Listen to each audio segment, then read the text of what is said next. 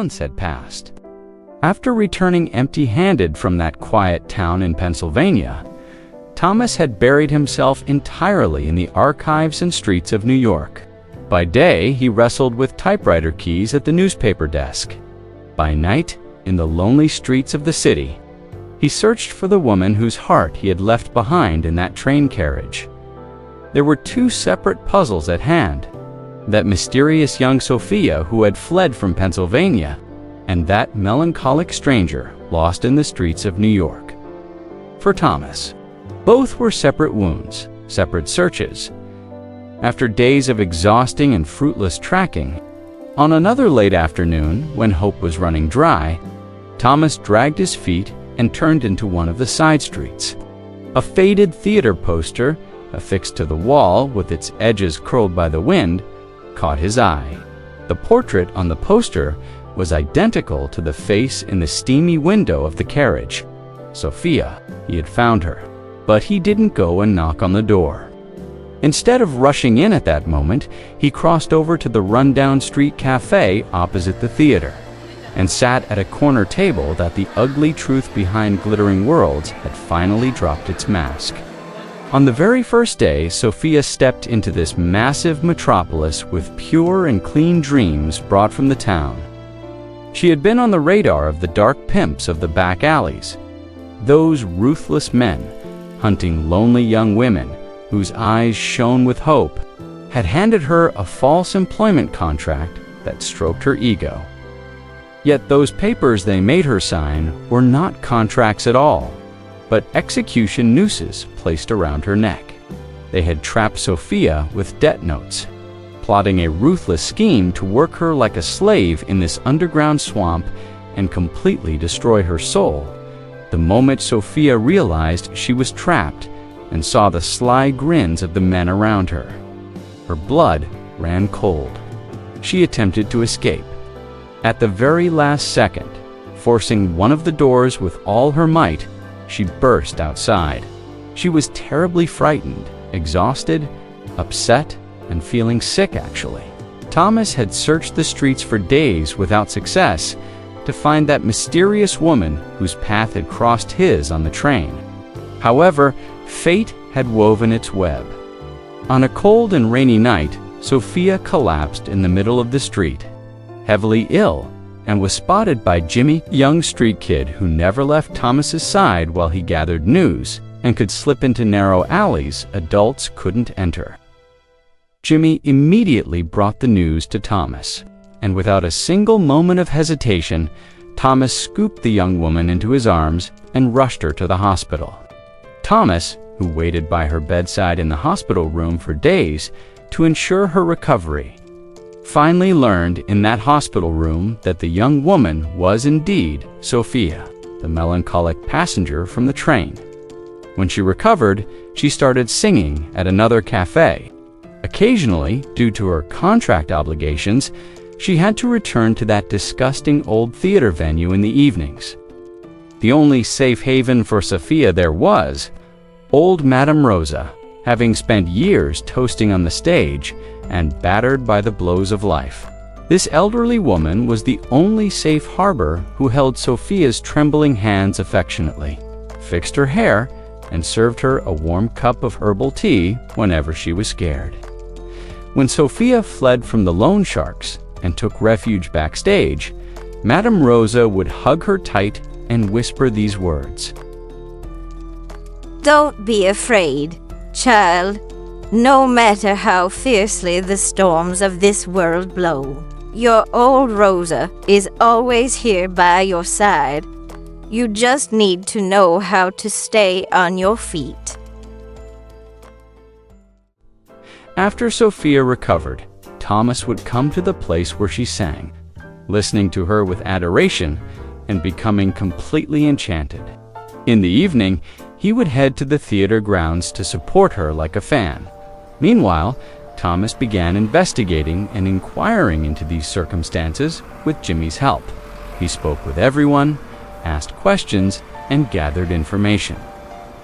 Seeing Sophia collapsed on the pavement in the neighborhood and finding her so sad and timid had deeply upset him.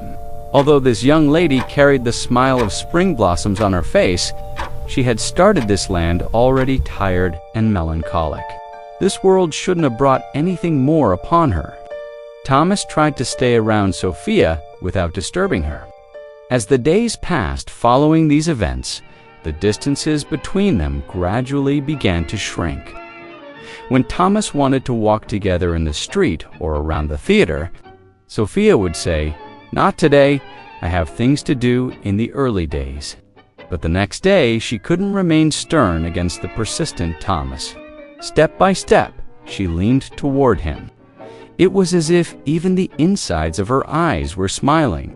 Her heart beat fast and curious, like a child's heart. Thomas pulled that old theater ticket he carefully kept from the inner pocket of his jacket. It was special, but its fold crease was already pronounced. Sophia smiled softly upon seeing the ticket, but didn't say a single word. No dialogue could be as romantic as this silent and deep harmony.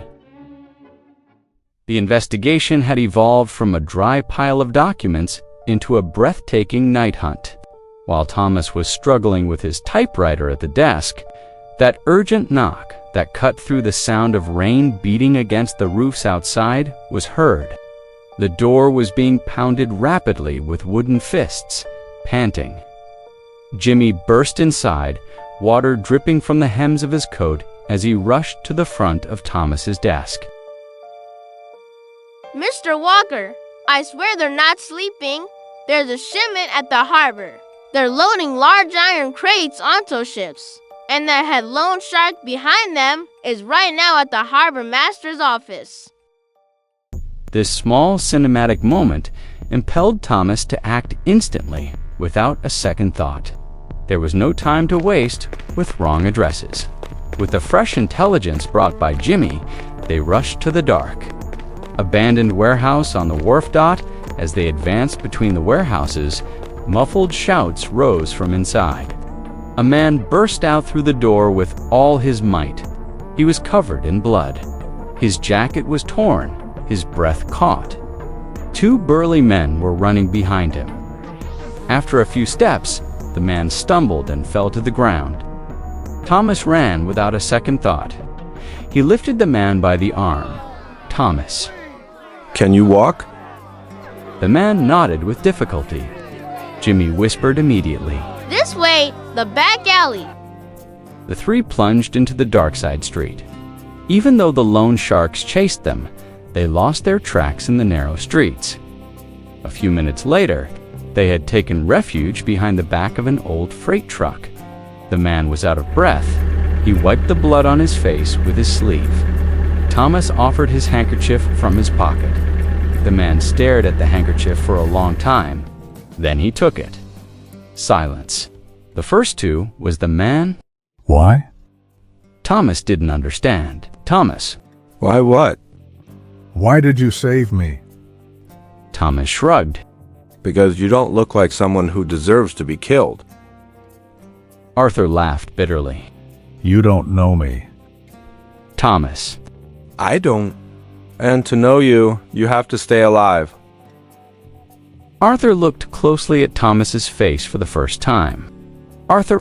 "Who are you?" "Thomas." "I'm a journalist." Arthur frowned. "A journalist? What are you doing here?" Thomas shifted his gaze to the warehouse at the harbor. "Thomas." "I'm trying to save a woman." Arthur's face changed. "Who?" Thomas answered after a short pause. "Thomas." "Sophia."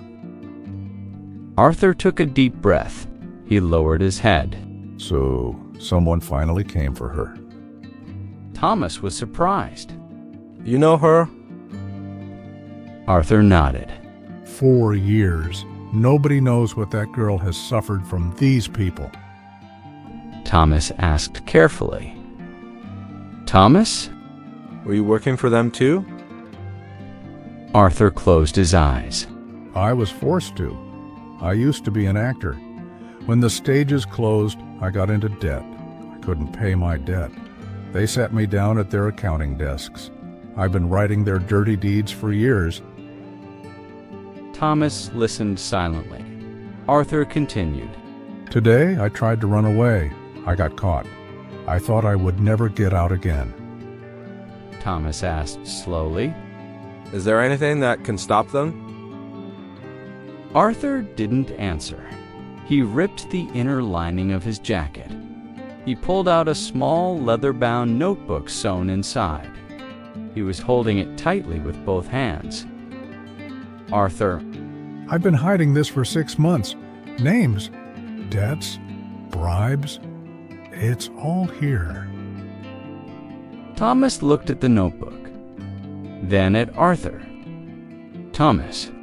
Why are you giving this to me?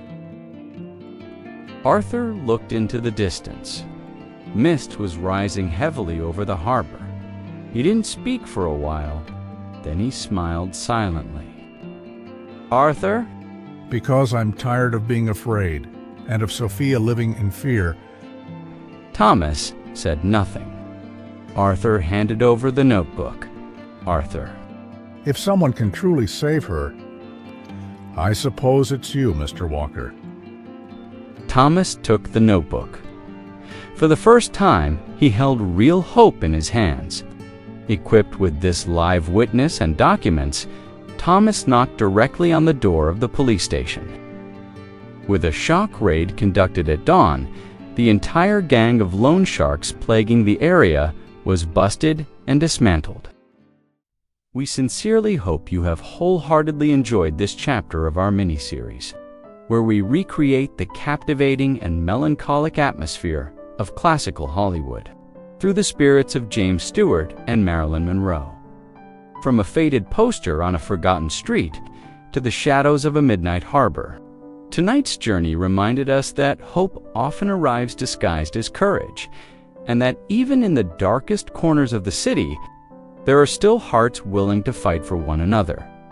On behalf of our Jimmy Stewart family channel, your support means the world to us. As we strive to grow this story together, make every new scene even more beautiful, and infuse this nostalgic journey with deeper meaning, we kindly invite you to stay tuned to our channel. Like our videos, share them with your loved ones, and accompany us with your gracious comments to help us improve and enrich our channel. The upcoming episodes, filled with excitement from our story, will be with you very soon. Until then, continue to stay with cinema, love, and our channel. Thank you for being wonderful.